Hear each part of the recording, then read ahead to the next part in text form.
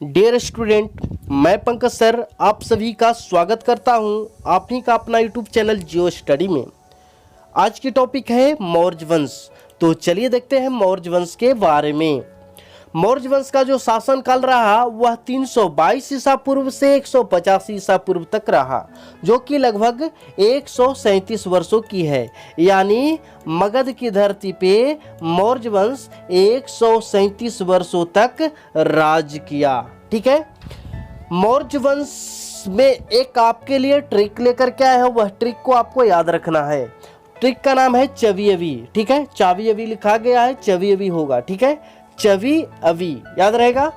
च का मतलब चंद्रगुप्त मौर्य, जो कि मौर्य वंश के संस्थापक हैं। वी का मतलब बिंदुसार। एक चीज आपको याद रखने की जरूरत है, हर एक वंश में हम लोग पढ़े थे बिंबिसार के बारे में, लेकिन मौर्य वंश में हमें पढ़ना है बिंदुसार के बारे में। ठीक है।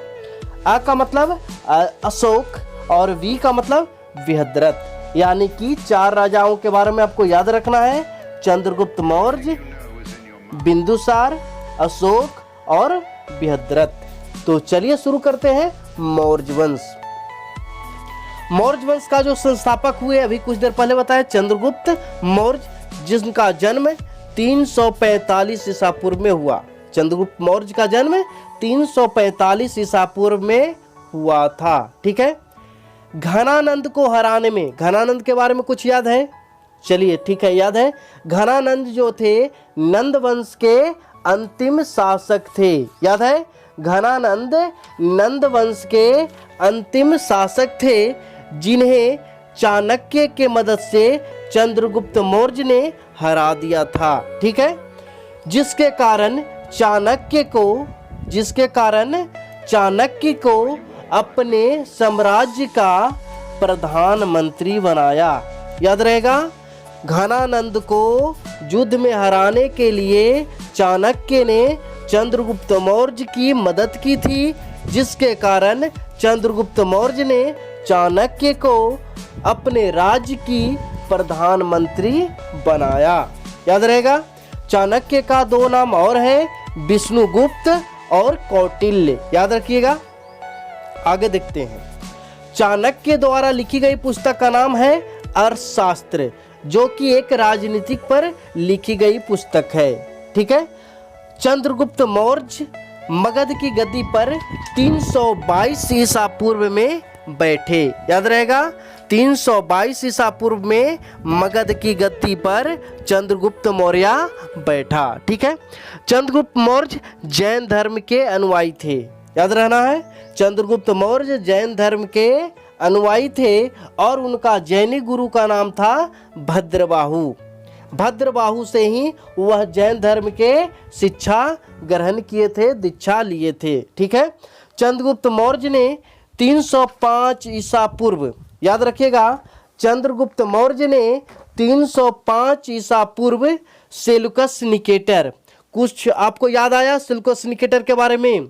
सिकंदर का सेनापति का नाम था सेल्यूकस निकेटर। वही सेल्यूकस निकेटर को 305 ईसा पूर्व में कौन हराया?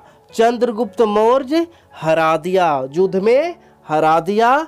जिसके कारण शर्त बनी, क्या शर्त बनी कि सेल्यूकस निकेटर अपनी पुत्री की शादी कर दिया। किन से? उनका पुत्री का नाम था कार्निया।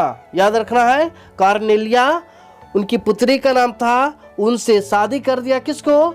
चंद्रगुप्त मौर्य को, और संधि कर लिया। संधि के अनुसार सेल्यूकस निकेटर ने चंद्रगुप्त मौर्य को काबुल, कंधार, हेरात और मकरात 4 शहर दान में दिया। ठीक है। हारे हुए थे तो संधि हुई थी, जिसके कारण 4 जो शहर थे वो चंद्रगुप्त मौर्य को दे दिया। ठीक है, याद रहेगा। अगली पॉइंट, प्लूटार्क के अनुसार चंद्रगुप्त ने सेल्यूकस निकेटर को 500 हाथी उपहार में दिए थे। याद रखिएगा।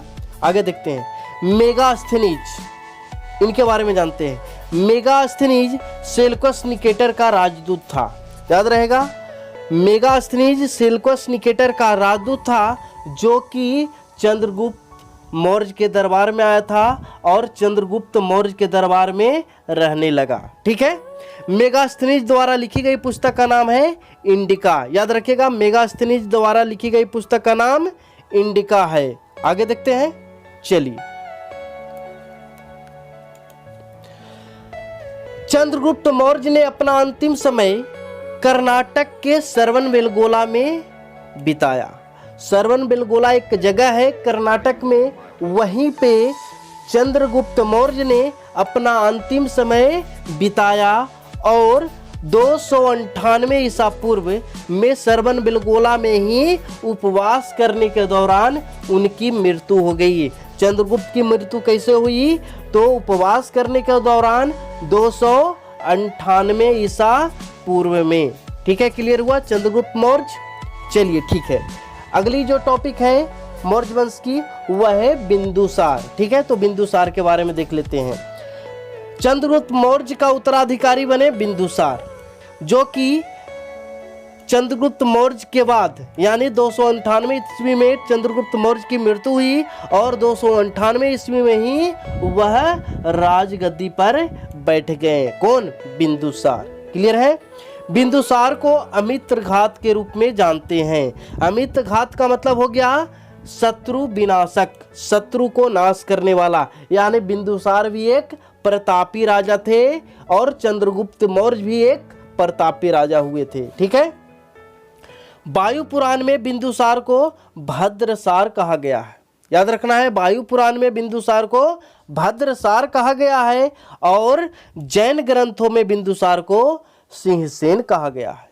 दोनों पॉइंट को याद रखना है, एक सिंहसेन जो कि जैन ग्रंथों में है और वायु पुराण में भद्रसार। ठीक है, आगे बढ़े। चलिए आगे देखिए। बौद्ध विद्वान तारानाथ ने बिंदुसार को 16 राज्यों का विजेता बताया था। बौद्ध विद्वान थे, एक लेखक थे तारानाथ। इन्होंने बिंदुसार को 16 राज्यों का विजेता बताया था। ये थी फैक्ट आपको बिंदुसार के बारे में। अब देखते हैं राजा अशोक महान के बारे में। ठीक है, तो देखिएगा क्या क्या चीज फैक्ट है अशोक महान में। बिंदुसार का उत्तराधिकारी यानी अशोक के पिता का नाम था बिंदुसार। बिंदुसार का उत्तराधिकारी जो हुए वो कौन हुए? अशोक। अशोक कब गद्दी पे बैठे? तो वो बैठे 269 ईसा पूर्व में। ठीक है, 269 ईसा पूर्व में मगध की गद्दी पर अशोक बैठ गया। अशोक का माता का नाम शुभदांगरी था। ठीक है, याद रहेगा। आगे बढ़े। राजगद्दी पर बैठने से पहले अशोक अवंती का राज्यपाल था। याद रखिएगा, बहुत एग्जाम में आता है। राजगद्दी पर बैठने से पहले अशोक कहाँ के राज्यपाल थे? तो अवंती का। ठीक है, मास्की और गुर्जरा अभिलेख में अशोक का नाम अशोक मिलता है। ठीक है, अशोक ने 261 ईसा पूर्व में, यही मेन फैक्ट है इसका अशोक का, यानी कि अशोक एक प्रतापी राजा थे और बहुतों को वह युद्ध में हराया था। लेकिन कलिंग युद्ध जो कि 261 ईसा पूर्व में लड़ी गई थी, उसके बाद अशोक का हृदय परिवर्तन हुआ। याद रखिएगा, कलिंग युद्ध जो कि 261 ईसा पूर्व में हुई, उसके बाद अशोक का हृदय परिवर्तन हुआ। क्यों हृदय परिवर्तन हुआ? क्योंकि उस युद्ध में इतना ज्यादा लोग मारे गए थे कि खून की नदियां बह गई थी। ठीक है, तो कलिंग युद्ध पर आक्रमण करके कलिंग की राजधानी तोसली पर अधिकार कर लिया। कौन? अशोक। ठीक है, आगे देखेंगे। चलिए अगले फैक्ट की तरफ बढ़ते हैं। कलिंग युद्ध के बारे में जो उल्लेख मिलता है वह 13वें शिलालेख में मिलता है। बार बार पूछता है कलिंग युद्ध का जो चर्चा किया गया है अशोक के द्वारा वो कहाँ किया गया है? तो वह 13वें शिलालेख में किया गया है। ठीक है। अशोक बौद्ध धर्म के अनुयायी थे। पहले वह शैव धर्म मानते थे, ठीक है, लेकिन कलिंग युद्ध के बाद अशोक बौद्ध धर्म माने थे और वह बौद्ध धर्म के ही अनुयायी बने रहे। बौद्ध धर्म की जो शिक्षा है वह बौद्ध भिक्षु उपगुप्त से लिए थे, ठीक है। अशोक ने बौद्ध धर्म की जो शिक्षा लिए वो किन से लिए?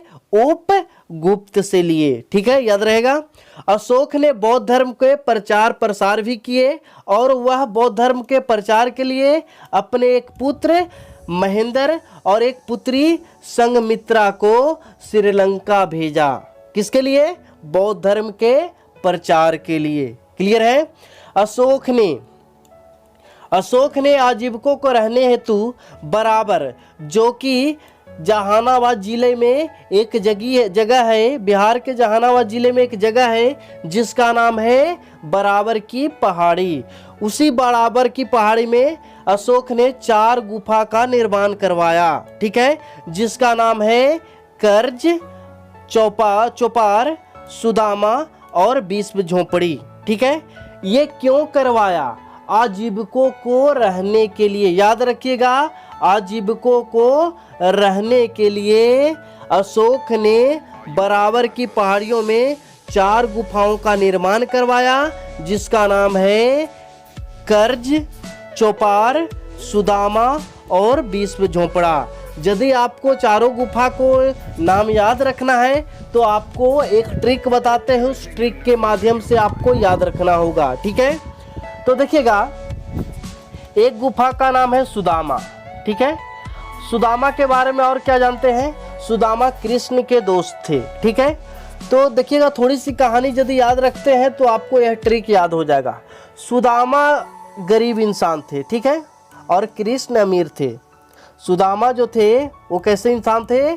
गरीब थे। तो कृष्ण का महल बनते देख करके उन्होंने भी तय किया, है ना, क्योंकि वह सुदामा जो थे एक ब्राह्मण थे और उनका दिल बहुत बड़ा था, ठीक है। तो उन्होंने भी एक निश्चय किया, क्या किया कि हम भी कुछ ऐसा बनाएं जो कि हमें भी विश्व में अपना नाम हो। तो वह क्या किया सुदामा कि कर्ज लिया। क्या किया? कर्ज लिया, और कर्ज लेकर के अपने घर के बाहर यानी कि चौपार में, चौपार किसको बोलते हैं? घर के बाहर वाले जगह को चौपार बोला जाता है। तो अपने घर के बाहर में क्या किए? एक विश्व झोपड़ा बनवा दिए। क्या बनवा दिए? विश्व झोपड़ा। याद रहेगा, सुदामा ने कर्ज लेकर के चौपार में क्या बनवाए? विश्व झोपड़ा बनवाए। याद रहेगा, इसका मतलब क्या हुआ? सुदामा गुफा, कर्ज गुफा, चौपार गुफा और विश्व झोपड़ा, ये 4 प्रकार के गुफा बनाए, ठीक है। कौन बनाए? अशोक। आज जो है बहुत ही प्रसिद्ध हो गया है सुदामा गुफा। सुदामा गुफा को सतघरवा गुफा भी कहा जाता है, जो कि बराबर की पहाड़ी में अभी भी है, ठीक है। चलिए आगे बढ़ते हैं। भारत में शिलालेख का प्रचलन करने वाले व्यक्ति का नाम क्या है? अशोक है। अशोक ने ही शिलालेख का प्रचलन किया था। अशोक के शिलालेख में बहुत सारे लिपि का प्रयोग किए गए हैं। कौन कौन लिपि? 4 प्रकार के लिपि का प्रयोग किए गए हैं। ब्राह्मणी लिपि, खरोष्टी लिपि, ग्रीक लिपि और अरमाइक लिपि का। अशोक के शिलालेख में कितने प्रकार के लिपि का प्रयोग किया गया? 4 प्रकार के। ब्राह्मणी लिपि, खरोष्टी लिपि, ग्रीक लिपि और अरमाइक लिपि, ठीक है, याद रहेगा। चलिए आगे बढ़ते हैं। ग्रीक एवं अरमाइक जो लिपि है वह उसका अभिलेख कहाँ मिले हैं? अफगानिस्तान में। लेकिन जो खरोष्टी लिपि है उसका अभिलेख कहाँ मिले हैं? उत्तर पश्चिम पाकिस्तान में। याद रखिएगा, ग्रीक और अरमाइक का जो अभिलेख मिले हैं वो आज के अफगानिस्तान में, लेकिन जो खरोष्टी लिपि का अभिलेख मिला है वो आज के उत्तर पश्चिम पाकिस्तान में। और जो बाकी का जो बच गया शेष ब्राह्मणी लिपि वह भारत में है। वह कहाँ में है? भारत में उसका अभिलेख मिले हैं, ठीक है। अशोक के शिलालेख का जो खोज हुआ वो 1750 ईस्वी में हुआ। याद रखना है, बहुत ज्यादा एग्जाम में पूछे जाते हैं। अशोक के शिलालेख की खोज 1750 ईस्वी में हुआ, कौन किया? तो पादरिटी पैंथलर, याद रखना है, पैंथलर ने अशोक के शिलालेख का खोज किया। ठीक है, अशोक के शिलालेखों की संख्या कितनी है? तो वह है 14। याद रखिएगा, अशोक के शिलालेखों की संख्या 14 है। अशोक के अभिलेख पढ़ने में सबसे पहली जो सफलता मिली वह 1835 ईस्वी में। खोज हो गया था 1750 ईस्वी में, लेकिन पढ़ने में जो है पहली बार सफलता कब मिली? 1835 ईस्वी में। किसके द्वारा पढ़ा गया? तो जेम्स प्रिसेप के द्वारा। ठीक है, याद रहेगा। अशोक के स्तंभ लेखों की संख्या कितनी है? 7 है। स्तंभ लेखों की संख्या 7 है, जो कि केवल ब्राह्मणी लिपि में लिखी गई है। याद रखिएगा। कौशाम्बी अभिलेख को रानी का अभिलेख भी कहा जाता है। बार बार एग्जाम में इसके बारे में पूछा जाता है। कौशाम्बी अभिलेख को रानी के अभिलेख कहा जाता है। एक जो है जम्मू कश्मीर, जानते हैं ना, जम्मू कश्मीर की राजधानी श्रीनगर। ठीक है, तो श्रीनगर शहर की जो स्थापना किया था वह अशोक महान ने ही किया था। ठीक है, श्रीनगर शहर की स्थापना अशोक महान ने ही किया था। और साथ ही साथ सांची का स्तूप का भी निर्माण अशोक ने ही किया था, जो कि भारत की सबसे बड़ी स्तूप है। ठीक है, आगे बढ़े। अशोक का जो 7वां अभिलेख है वो सबसे लंबा अभिलेख है, सबसे बड़ा अभिलेख है। ठीक है, याद रहेगा। सरकारी भूमि, जब अशोक का जब मौर्य वंश की बात किया जाए तो सरकारी भूमि जो होती थी उसे मौर्य वंश में सीता भूमि कहा जाता था। ठीक है, मौर्य वंश कितने वर्षों तक चला? 137 वर्षों तक मौर्य वंश चला। वायु पुराण के अनुसार मौर्य वंश में कुल 10 राजा हुए, जो कि पहले ही बता चुके हैं। ठीक है, मौर्य वंश का अंतिम शासक हुए बृहद्रथ। ठीक है, छवि अभी याद होगा आपको। मौर्य वंश का अंतिम शासक बृहद्रथ था। इसकी हत्या उसी का अपना सेनापति, जिनका नाम था पुष्यमित्र शुंग, ने कर दिया। याद रहेगा, मौर्य वंश का जो अंतिम शासक हुए वो हुए बृहद्रथ, जिसकी हत्या उसी का अपना सेनापति पुष्यमित्र शुंग ने कर दिया। कब? 150 ईसा पूर्व में। याद रहेगा। और मगध पर एक नया वंश की स्थापना हुआ जिसका नाम है शुंग वंश। मगध पर मौर्य वंश के बाद एक नया वंश आया, उसका नाम क्या है? शुंग वंश। ठीक है, अब देखते हैं अशोक के 14 अभिलेखों के बारे में। अशोक के कितने अभिलेख हैं? शिलालेख हैं 14 गो, और 14 शिलालेख के बारे में हम लोग देखते हैं विस्तार से। अशोक का पहला जो शिलालेख है उसमें पशु बलि की निंदा की गई है। ठीक है, जो पशु को मार करके खाते हैं उसको निंदा की गई है पहला शिलालेख में। दूसरी शिलालेख में क्या कहा गया है कि अशोक ने मनुष्य एवं पशु दोनों को चिकित्सा व्यवस्था करवाया, उसका उल्लेख है। ठीक है, तीसरी अभिलेख में क्या है? इसमें राज्य के अधिकारियों को यह आदेश दिया गया है कि वह हर एक 5वें वर्ष में के उपरांत दौरे पर जाए, कहीं घूमने जाए, है ना। इस शिलालेख में कुछ धार्मिक नियमों का भी उल्लेख किया गया है। कौन सा शिलालेख में? तीसरे। ठीक है, याद रहेगा। चौथा शिलालेख में क्या है? इस शिलालेख में भेरी घोष की जगह धम घोष की घोषणा की गई है। ठीक है, पांचवा शिलालेख में क्या है? इस शिलालेख में धर्म महामात्रों की नियुक्ति के विषय में जानकारी मिलती है। ठीक है, छठा शिलालेख से क्या होती है? इसमें आत्मनियंत्रण की शिक्षा दी गई है कि कैसे कोई व्यक्ति आत्मनियंत्रण हो। ठीक है, आगे बढ़े। 7वां एवं 8वां दोनों अभिलेख एक ही में है और करीब करीब दोनों में एक ही बात बोली गई है। क्या? इसमें अशोक तीर्थ यात्रा पर जहां जहां गए उसके बारे में उल्लेख करवाए हैं। कौन सा शिलालेख में? 7वां और 8वां में। ठीक है, 9वीं शिलालेख में क्या है, सच्ची भेंट तथा सच्चे शिष्टाचार का उल्लेख किया गया है। ठीक है। 10वां शिलालेख में अशोक ने आदेश दिया है कि राजा तथा उच्च अधिकारी हमेशा प्रजा के हित में सोचे। ठीक है। 11वें शिलालेख में क्या बोला गया, इसमें धम्म की व्याख्या किया गया है। ठीक है। 12वें शिलालेख में इसमें स्त्री महापात्रों की नियुक्ति एवं सभी प्रकार के विचारों के सम्मान की बात कही गई है। ठीक है, याद रहेगा। चलिए रिपीट करिएगा, ऑटोमेटिक याद हो जाएगा। आगे देखते हैं 13वें शिलालेख के बारे में। इसमें कलिंग युद्ध के बारे में वर्णन किया गया है, क्योंकि कलिंग युद्ध के बाद ही अशोक का हृदय परिवर्तन हुआ था, तो वही सारी कहानी इसमें वर्णित है।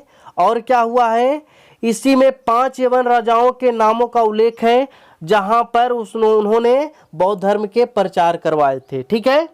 14वें शिलालेख में क्या है, इसमें अशोक ने जनता को धार्मिक जीवन बिताने के लिए प्रेरित किया है ना। धार्मिक जीवन को बिताने के लिए 14वें शिलालेख में प्रेरित किया है, सबको बोला है। कौन, अशोक। तो ये थी अशोक की 14 शिलालेख। आज की क्लास आपको कैसे लगी आप हमें जरूर कमेंट बॉक्स में बताइएगा। अब हम लोग देखेंगे इसी से रिलेटेड यानी कि मौर्य वंश से रिलेटेड बहुत सारे जो कि एग्जाम में ऑब्जेक्टिव क्वेश्चन पूछे जाते हैं। कैसे पूछे जाते हैं, सारे ऑब्जेक्टिव क्वेश्चन को हम लोग देखते हैं। कुछ नए ऑब्जेक्टिव क्वेश्चन है जो कि इसमें नहीं दिया गया है। तो चलिए शुरू करते हैं आज की ऑब्जेक्टिव क्वेश्चन। और यदि आपको वीडियो अच्छी लग रही हो तो लाइक जरूर कीजिएगा, है कि नहीं। तो चलिए ऑब्जेक्टिव क्वेश्चन की तरफ बढ़ते हैं।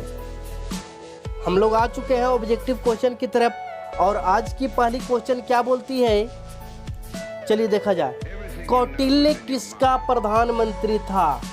यदि आप क्लास सही ढंग से किए होंगे तो आपको बताने में तनिक भी देरी नहीं होगी, है कि नहीं।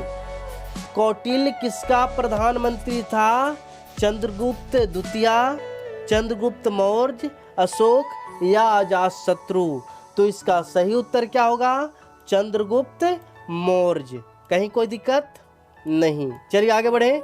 आज की दूसरी नंबर क्वेश्चन क्या बोलती है, देखा जाए। बिंदुसार ने विद्रोहियों को कुचलने के लिए अशोक को कहां भेजा था। बिंदुसार कौन थे, अशोक के पिताजी थे। तो अशोक को विद्रोहियों को कुचलने के लिए कहां भेजे थे, स्वर्णगिरी, तक्षशिला, उज्जैन या वैशाली। तो इसका सही उत्तर है तक्षशिला। क्लियर है, आगे बढ़े। चलिए आज की तीसरी नंबर क्वेश्चन की तरफ आते हैं। क्या बोलता है, वह शासक कौन था जिसने राज सिंहासन पर बैठने के लिए अपने बड़े भाई सुसीम की हत्या की थी। सुसीम को हत्या कर राजगद्दी पर बैठ गया था। तो ऐसा शासक का नाम बताना है, अशोक, अजातशत्रु, कनिष्क या सिमुक। इसका सही उत्तर क्या होगा, तो इसका सही उत्तर होगा राजा अशोक। अशोक ने अपने बड़े भाई को हत्या करके गद्दी पे बैठा था। ठीक है, आगे बढ़ते हैं। चलिए देखिएगा आज की चौथी नंबर क्वेश्चन। कलिंग युद्ध के उपरांत अशोक महान ने किस धर्म को अंगीकार कर लिया था। ठीक है, कलिंग युद्ध के बाद वैष्णव धर्म, बौद्ध धर्म, हिंदू धर्म या जैन धर्म। तो इसका सही उत्तर क्या होगा, बौद्ध धर्म। ठीक है, बौद्ध धर्म की शिक्षा किन से लिया था, उपगुप्त से। ठीक है, आगे बढ़ते हैं आज की 5वीं नंबर क्वेश्चन की तरफ। क्या बोलता है, प्राचीन भारत का वह प्रसिद्ध शासक जिसने अपने जीवन के अंतिम दिनों में जैन धर्म को स्वीकार किया था, अपनाया था। तो वैसा शासक का नाम क्या था जो कि अपने जीवन के अंत में जैन धर्म को माना था। चंद्रगुप्त मौर्य, अशोक, समुद्रगुप्त या बिंदुसार। तो इसका सही उत्तर क्या होगा, ए, चंद्रगुप्त मौर्य। चंद्रगुप्त मौर्य अपने अंतिम समय में जैन धर्म को स्वीकारा था और श्रवणबेलगोला चले गए थे कर्नाटक में, जहां पर उन्हें उपवास के दौरान मृत्यु हो गई थी। ठीक है, चंद्रगुप्त मौर्य जो है भद्रबाहु से जैनी गुरु भद्रबाहु से जैन धर्म की शिक्षा ग्रहण किए थे।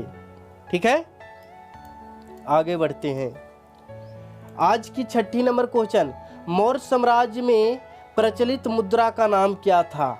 मुद्रा का नाम बताना है। ठीक है, पन बहुत ही इंपॉर्टेंट क्वेश्चन है। मौर्य वंश में कौन सी मुद्रा प्रचलित थी, चलती थी? पन, तोल, काकनी या दिनार?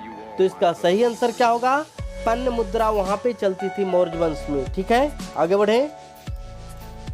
चलिए, मौर्य काल में शिक्षा का सर्वाधिक प्रसिद्ध केंद्र कहाँ था? ये सब बहुत ही एग्जाम में पूछे जाते हैं, इसीलिए सब आपको ढूंढ कर क्वेश्चन लाए हैं जो कि एग्जाम में पूछे गए हैं। मौर्य काल में शिक्षा का सर्वाधिक प्रसिद्ध केंद्र कहाँ था? वैशाली, नालंदा, तक्षशिला या उज्जैन? तो इसका सही उत्तर होगा तक्षशिला। तक्षशिला था मौर्य काल का सर्वाधिक प्रसिद्ध केंद्र। ठीक है, क्लियर है, समझ में आया? आगे बढ़ें। सांची का स्तूप किसने बनवाया? ठीक है, अशोक, गौतम बुद्ध, चंद्रगुप्त या खारवेल? तो इसका सही उत्तर होगा अशोक। क्लियर है, आगे बढ़े। चलिए, आज की 9 नंबर क्वेश्चन क्या बोलती है? अशोक के शिलालेखों को पढ़ने वाला प्रथम अंग्रेज कौन था? प्रथम अंग्रेज का नाम बताना है जो कि अशोक के शिलालेख को पढ़ा है। आपको आंसर बताना है। देखिएगा, ये जो आप 9 नंबर क्वेश्चन है, इसे आप कमेंट बॉक्स में बताइएगा, क्योंकि इसके बारे में कुछ ही देर पहले हम चर्चा किए हैं कि अशोक के शिलालेखों को पढ़ने का सबसे पहला जो है कौन पढ़ा था उसके बारे में। तो John Tower, Harry Smith, Charles Metcalfe या जेम्स प्रिसेप? तो इसका आपको उत्तर देना है कमेंट बॉक्स में। ठीक है, ये आपके लिए छोड़ रहे हैं। ठीक है, कौन कौन दे पाते हैं, कौन कौन ध्यान से पढ़ रहे थे। ठीक है, आज की 10वीं नंबर क्वेश्चन की तरफ बढ़ते हैं।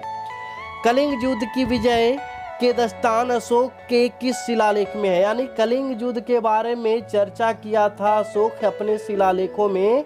कौन से शिलालेख में चर्चा किए हैं उसके बारे में भी बताए हैं, लेकिन इसको बता देते हैं। 5वीं, 10वीं, 13वीं या 14वीं? तो इसका सही उत्तर क्या होगा? 13वीं शिलालेख। कौन सी? 13वीं शिलालेख में कलिंग युद्ध के बारे में विस्तृत जानकारी दी गई है। ठीक है, आगे बढ़े। चलिए, आज की 11 नंबर क्वेश्चन क्या बोलती है? प्रसिद्ध यूनानी राजदूत मेगास्थनीज भारत में किसके दरबार में आए थे?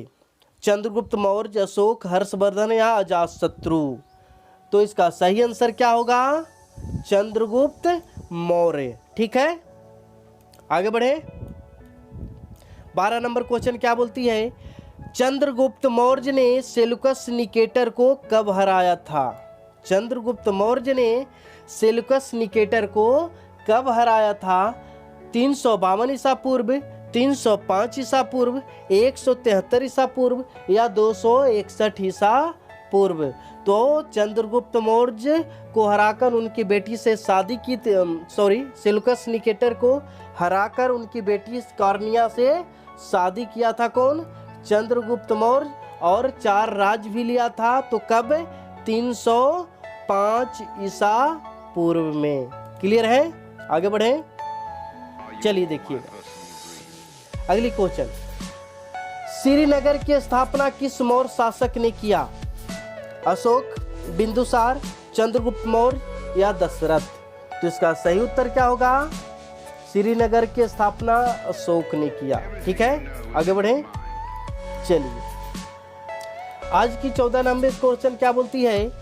किस स्थान से अशोक के स्तंभ के लिए पत्थर लिया जाता था? यानी जिस पत्थर से अशोक ने स्तंभ बनवाते थे, वह पत्थर कहाँ से लिया जाता था? राजगृह से, कौशाम्बी से, इलाहाबाद से या चुनार से?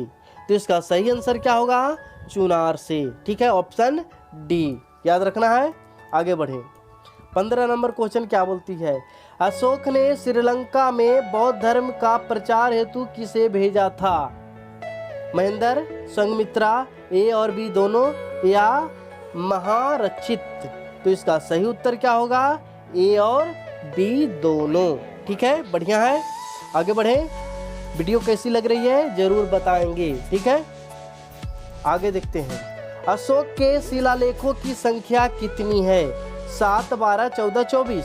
तो सही उत्तर क्या होगा? सबको पता है? अच्छी बात है, सबको पता है क्या? 14। ठीक है, आगे बढ़े। चलिए देखिएगा, आज की 17 नंबर क्वेश्चन क्या बोलती है? अशोक ने बौद्ध धर्म की शिक्षा के उसे ग्रहण किया था। बौद्ध धर्म की शिक्षा किनसे ग्रहण किया था जी? भद्रबाहु, अस्तुलभद्र, उपगुप्त या इनमें से कोई नहीं? तो सही आंसर क्या होगा? उपगुप्त। क्लियर है? आगे बढ़े। 18 नंबर क्वेश्चन को देख लिया जाए। ठीक है, अशोक के शिलालेख की खोज कब हुआ? ठीक है, शिलालेख का खोज कब हुआ? 1837 ईस्वी, 1750 ईस्वी, 1782 ईस्वी या 1850 ईस्वी? तो इसका सही उत्तर क्या होगा? 1750 ईस्वी में अशोक के शिलालेख का खोज हुआ। तो ये थी आज की ऑब्जेक्टिव क्वेश्चन। मौर्य वंश आज पूरी तरीका से क्लियर हो चुका है। अगले दिन हम लोग अगले वंश के ऊपर वीडियो लेकर के आएंगे। तब तक हमें विदा दीजिए। जय हिंद।